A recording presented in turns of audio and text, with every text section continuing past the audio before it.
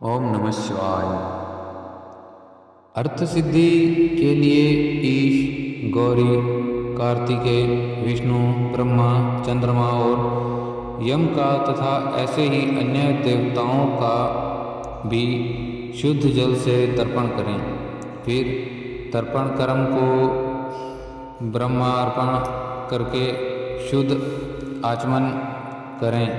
तीर्थ के दक्षिण प्रशस्त मठ में, मंत्रालय में, देवालय में, घर में अथवा अन्य किसी नियत स्थान में आसन पर स्थिरता पूर्वक बैठकर विद्वान पुरुष अपने बुद्धि को स्थिर करे और संपूर्ण देवताओं को नमस्कार करके पहले प्रवण का जप करने के पश्चात गायत्री मंत्र की आवृत्ति करें। प्रणव के अ, उ और म इन तीनों अक्षरों से जीव और ब्रह्म की एकता का प्रतिपादन होता है। इस बात को जानकर प्रणव ओम का जप करना चाहिए।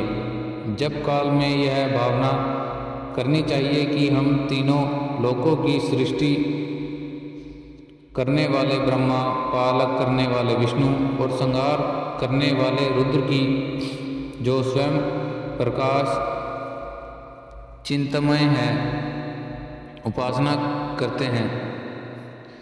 यह ब्रह्म स्वरूप ओंकार हमारी कर्मेंद्रियों और ज्ञान इंद्रियों की वृत्तियों को, मन की वृत्तियों को और बुद्धि वृत्ति को सदा भोग और मोक्ष प्रदान करने वाले धर्म एवं ज्ञान की ओर प्रेरित करे।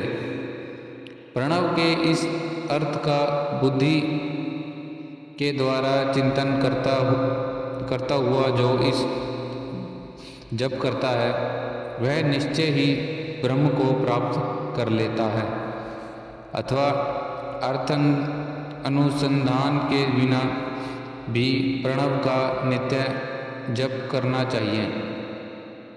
इससे ब्राह्मण तत्व की पूर्ति होती है।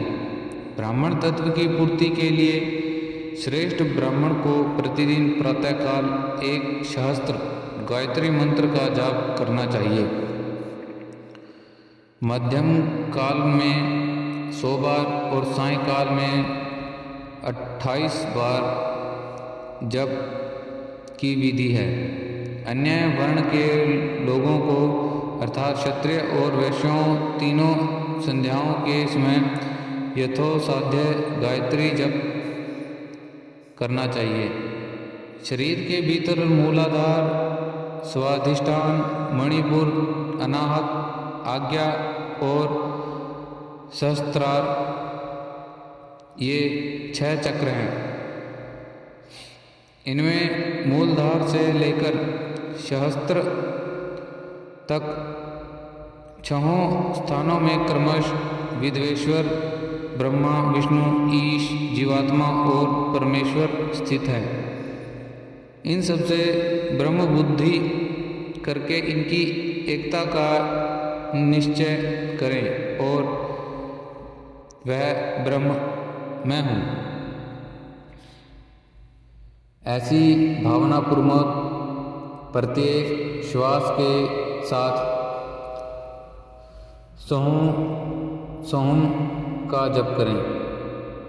उन्हीं विद्वेश्वर आदि की ब्रह्मरंध्र आदि में तथा इस शरीर से बाहर की भावना करें। प्रकृति के विकारभूत महत्व से लेकर पंचभूत पर्यटन तत्वों से बना हुआ जो शरीर है, ऐसे सहस्त्रों शरीरों का एक एक अजय गायत्री के जप से एक एक के क्रम से अतिक्रमण करके जीव को धीरे धीरे परमात्मा में संयुक्त करें। यह जब तत्व बताया गया है। 100 अथवा 28 मंत्रों के जप से उतने ही शरीरों का अतिक्रमण होता है। इस प्रकार जो मंत्रों का जप है, इसी को आदि क्रम से वास्तविक जप जानना चाहिए। सहस्त्र बार किया हुआ जप ब्रह्मलोक प्रदान करने वाला होता है, ऐसा जानना चाहिए। 100 बार किया हुआ जप इंद्र पद की प्राप्ति कराने वाला होता है।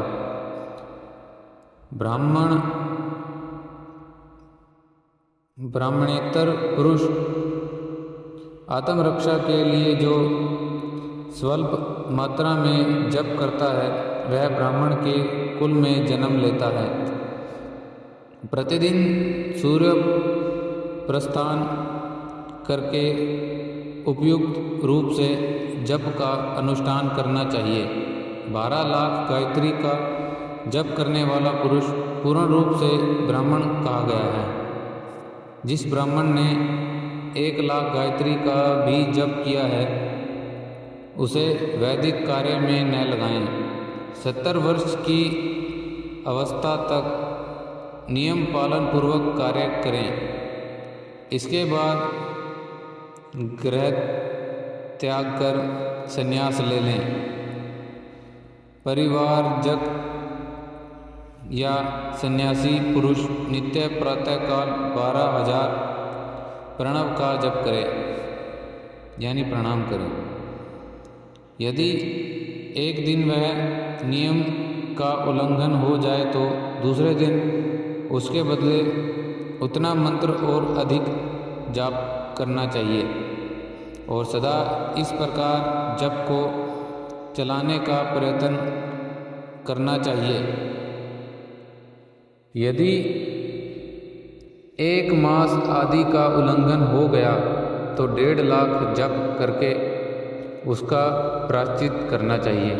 इससे अधिक समय तक नियम का उल्लंघन हो जाए तो पुनः नए सिरे से गुरु से नियम ग्रहण करें।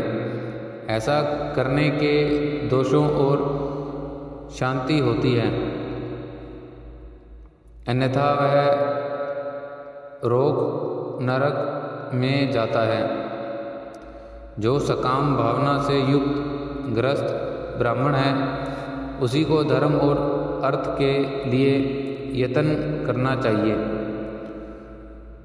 मुमुक्षु ब्राह्मण को तो सदा ज्ञान का ही अभ्यास करना चाहिए। धर्म से अर्थ की प्राप्ति होती है, अर्थ से भोग सुलभ होता है, फिर उस भोग से वैराग्य की संभावना होती है। धर्म पूर्वक उपार्जित धन से जो भोग प्राप्त होता है, उससे एक दिन अवश्य वैराग्य उदय होता है। धर्म के विपरीत अधर्म से उपार्जित हुए धन के द्वारा जो भोग प्राप्त होता है, उससे भोगों के प्रति आसक्ति उत्पन्न होती है। मनुष्य धर्म से धन पाता है, तपस्या से उसे दिव्य रूप की प्राप्ति होती है। कामनाओं का त्याग करने वाले पुरुष के अंतकरण की शुद्धि होती है। उस शुद्धि से ज्ञान का उदय होता है, इसे संशय नहीं है।